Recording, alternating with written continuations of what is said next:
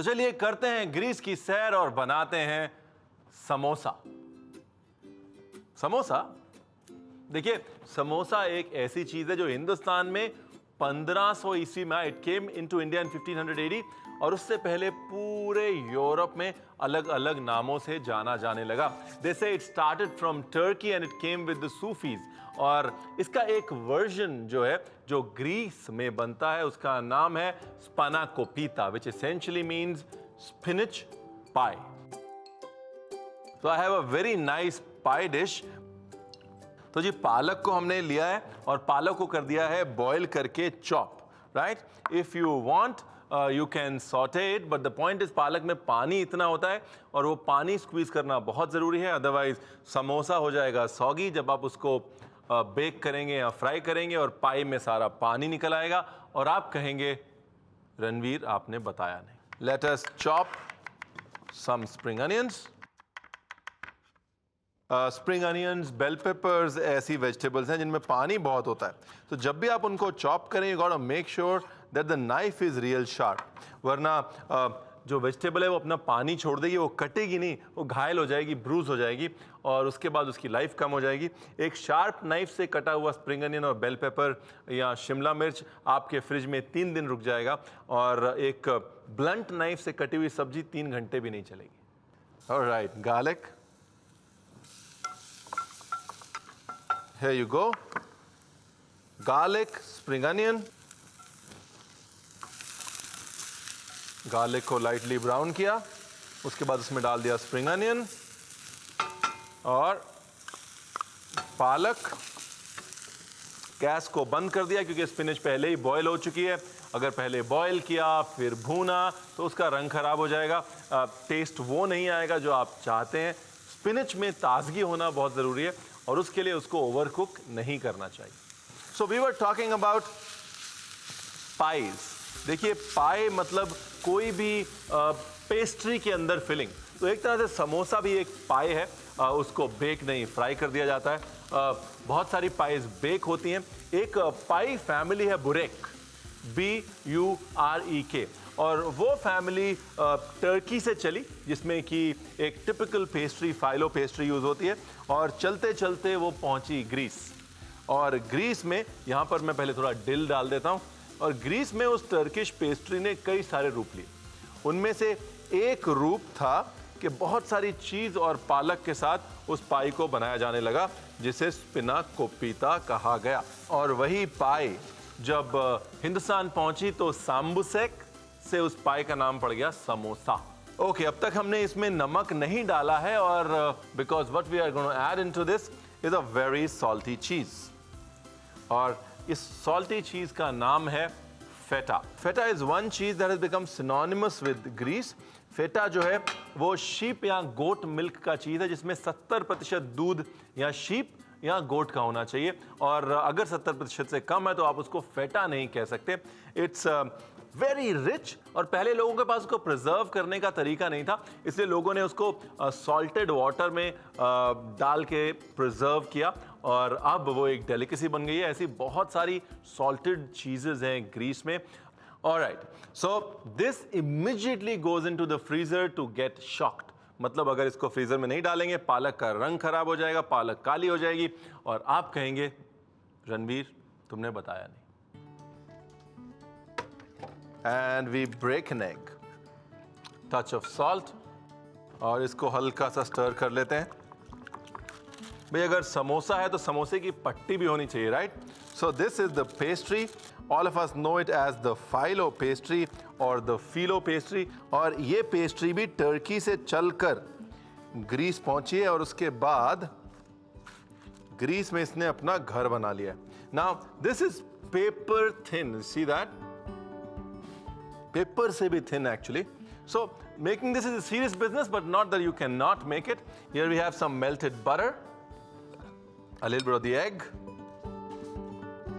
ये butter egg का formula कभी फेल नहीं होता, कभी भी फाइलो यूज करें as a rule, always layer it with butter and egg for the perfect shine and the perfect colour. देखिए एग से एक बेसिक बाइंडिंग आएगी और बटर से क्या होगा, खस्तापन आएगा और बेस्ट चीज़ ये है कि फाइलो हैंडलेबल हो जाएगी, वरना फिलो को या फाइलो को हैंडल करना बहुत मुश्किल है। हियर वी आर, बीच से 2 हिस्से,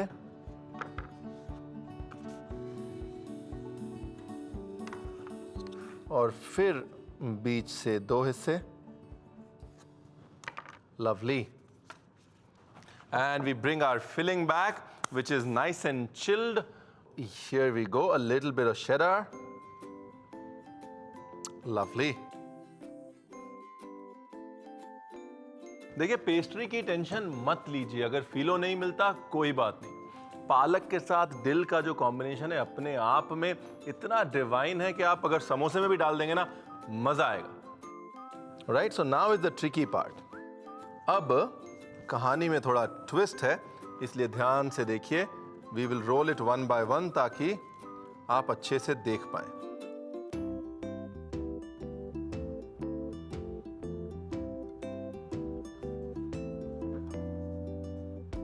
कुछ इस तरह से इसके ट्रायंगल्स हम बना लेते हैं। Just make a pouch. Pouch बनाने के बाद इस तरह से एक ट्रायंगल, एग वॉश, दूसरा ट्रायंगल, और इसको फ्लिप ओपन कर दिया और सील कर दिया। Now this goes into a hot oven at 170 to 180 degrees for approximately 10 minutes.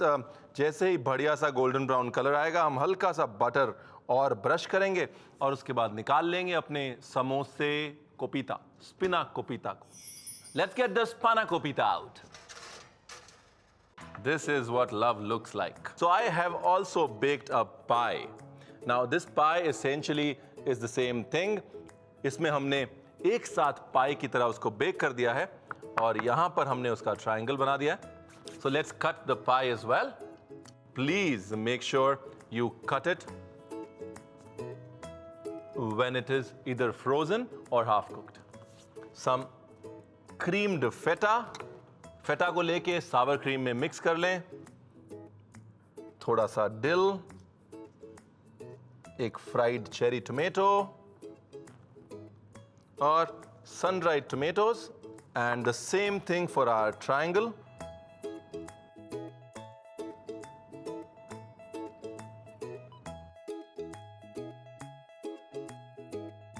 This is spanakopita and I'll be back after the break. स्पानाकोपिता बनाने की विधि। फिलिंग के लिए पैन में तेल गरम करके डालें लहसुन, हरा प्याज और सौटे करें। फिर डालें ब्लैंच्ड चॉप्ड पालक और गैस बंद कर दें। फिर डालें डिल लीव्स, फेटा चीज और फिलिंग को फ्रीजर में शॉक ट्रीटमेंट के लिए रखें। एग वॉश के लिए अंडे में नमक डालकर विस्क करें। फिलो पेस्ट्री शीट पर बटर ब्रश करके एग वॉश ब्रश करें। उसके ऊपर फिलो शीट डालकर प्रोसीजर रिपीट करें।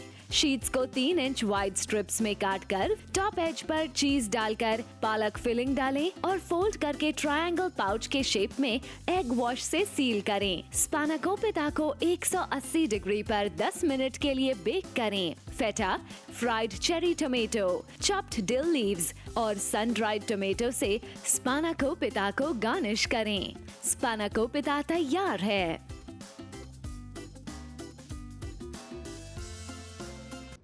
नमस्कार, मैं हूं रणवीर बरार और आज आप और मैं हैं इस सफर पे जिसका नाम है the global menu and we are travelling to Greece. Let's get started.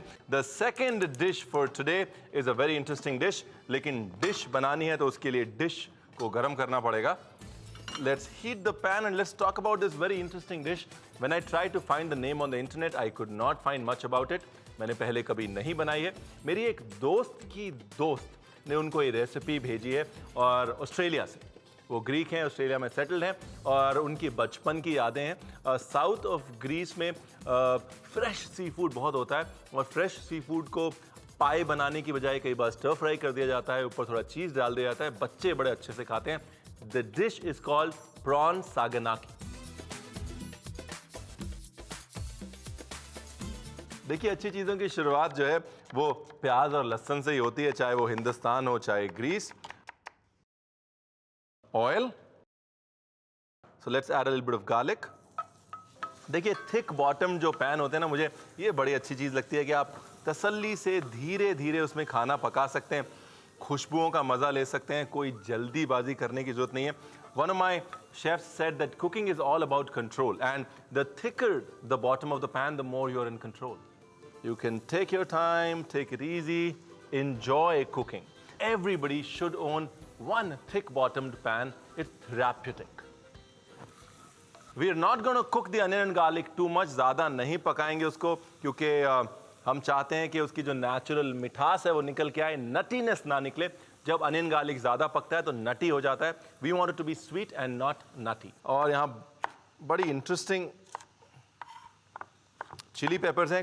कोई भी चिली पेपर्स आप यहाँ यूज़ कर सकते हैं. I am going to put some chilli peppers into it. These are sweet and not spicy. अगर आप spicy मिर्च डाल रहे हैं तो कृपा करके इतनी ना डालें, थोड़ी कम डालें, वरना तीखी हो जाएगी और आप कहेंगे रणवीर ने बताया नहीं. So we saute the peppers and now we have some shrimp. Marinate करते हैं salt में, black pepper में.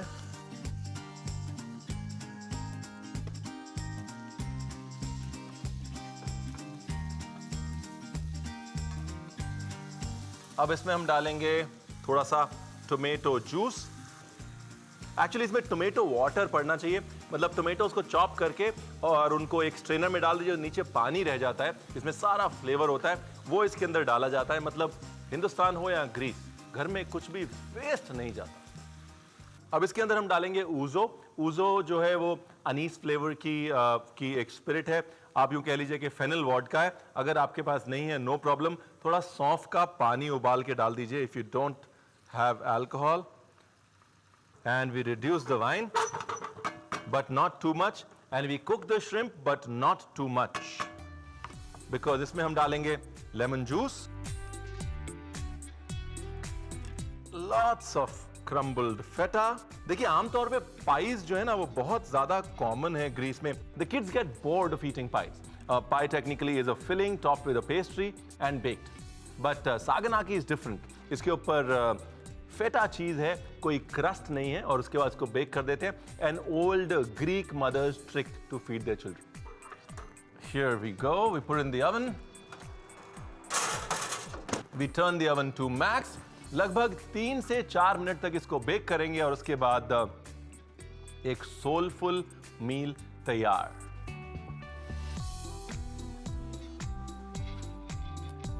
I can smell the sweetness of the prawn, the sweetness of the onion, the sweet spiciness of the chili, the richness of the feta. But the star is the fennel. सौंफ की जो खुशबू है ना, वो इस dish की जान है. गार्निश में थोड़ा सा दिल डाल देते हैं just to complement that सौंफ. मैं अक्सर बहुत शांत हो जाता हूँ जब कोई डिश फिनिश कर रहा होता हूँ या कोई डिश टेस्ट कर रहा होता हूँ, बिकॉज जितने शरीर के सेंसेस हैं ना वो सारे डिश पे फोकस होने चाहिए. और क्योंकि मैंने ये डिश पहली बार बनाई है, I have to record it in my senses, and that's what all of us should do. हर चीज़ का सोल्यूशन इंटरनेट नहीं है, और जो घर की रेसिपीज हैं उनको घर जाके ही ढूंढना पड़ता है, चाहे इंडिया हो या ग्रीस. प्रॉन्स सागानाकी बनाने की विधि. प्रॉन्स को सॉल्ट और ब्लैक पेपर से मैरिनेट करें. गरम ऑलिव ऑयल में डालें चॉप्ड लहसुन, चॉप्ड प्याज, स्वीट पेपर्स और सौटे करें. फिर डालें प्रॉन्स, टोमेटो जूस, ओजा या वोडका, नींबू का रस और फेटा चीज डालकर पैन को ओवन में 180 डिग्री पर 3 से 4 मिनट के लिए बेक करें. प्रॉन्स सागानाकी को डिल और लेमन वेजेस के साथ गर्मा गर्म सर्व करें. प्रॉन्स सागानाकी तैयार है. Let's have something sweet, which is not Greek to us. Well, it is Greek to us because it is Greek, and we are going to do a very interesting cake. The cake is called Revani cake. Mr. Revani apparently was a gentleman in the 16th century who was a scholar of sorts, and he was known for his eccentricities, but his love for food as well. And this cake is a dedication to him. It's sinfully rich, but you got to try it once. So we have 4 egg whites that we will whip to a soft peak consistency. तो ये थी part 1 of the recipe. अब part 2। Part 2 के लिए let's take butter 2 cups, let's add sugar and let's cream it.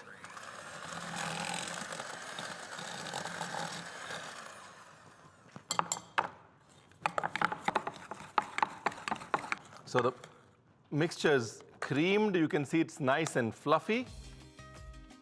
अब इसमें हम डालेंगे egg yolks very slowly. And once the egg is mixed in, we'll put the whole thing. And we'll fold everything together. Desiccated coconut. Here we are. So we've folded the desiccated coconut in the butter. Now it's time to fold the flour. 1 cup मैदा. देखिए Greece में cake सिर्फ special occasion पे ही नहीं खाया जाता, नाश्ते में बड़ा खाया जाता है. They have a lot of cake in the breakfast. Here we are. So the creaming is done. Now we will just fold it into the egg white and put it in the oven. अगर आप चाहें तो इतनी मेहनत ना करें. अगर आप चाहें तो एक साथ पूरा एग, होल एग डाल के उसको बीट कर लें. एक तरफ बटर शुगर क्रीम कर लें. You don't have to work so hard. Just whip the whole egg. यहाँ पर I want more rice. मैं चाहता हूँ कि ज़्यादा राइस मिले, इसलिए मैंने एग वाइट अलग से whip किया हुआ है. एग वाइट, देखिए ट्रिक ये है कि पहले थोड़ा सा एग वाइट लेके उसको अच्छे से मिक्स कर लें. जब भी आप कोई भी 2 मीडियम यूज करते हैं तो दोनों मीडियम को पहले हल्का सा एक दूसरे के साथ मिला लें. Now let's put our batter in a cake tin. We have a tin full of batter. Let's slightly level it. ज्यादा नहीं, क्योंकि अवन अपने आप उसको लेवल कर देगा. एक हल्का सा लेवल करके, और that's it, and now it is good to go in the oven. So we put this in the oven at 180 degrees for 15 to 20 minutes. Check जरूर करें 15 मिनट के बाद. जब तक हमारा केक बेक हो रहा है, let's make a syrup for the cake. We have sugar. इसमें डालेंगे थोड़ा सा वाइन या वाटर. अगर आप वाइन यूज करें, I suggest using vermouth. It's great for cakes. Nice. We just bring it to one boil and the sugar syrup is ready.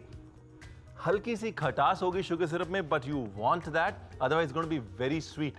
ये actually cake इतना rich हो जाता है because lots of butter, coconut and sugar that आजकल की generation के बच्चे इसे खाते नहीं हैं. But if it's not rich, it's not Greek, right? चाहे आप portion sizes देख लें, चाहे आप लोगों का प्यार देख लें, सब कुछ आपको बड़ी बड़ी थालियों में मिलता है.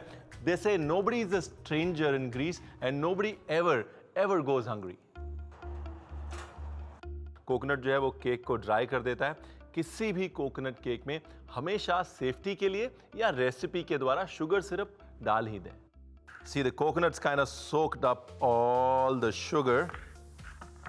अब इसका एक वेज काट लेते हैं. See, it's nice and moist, so you have to be very careful.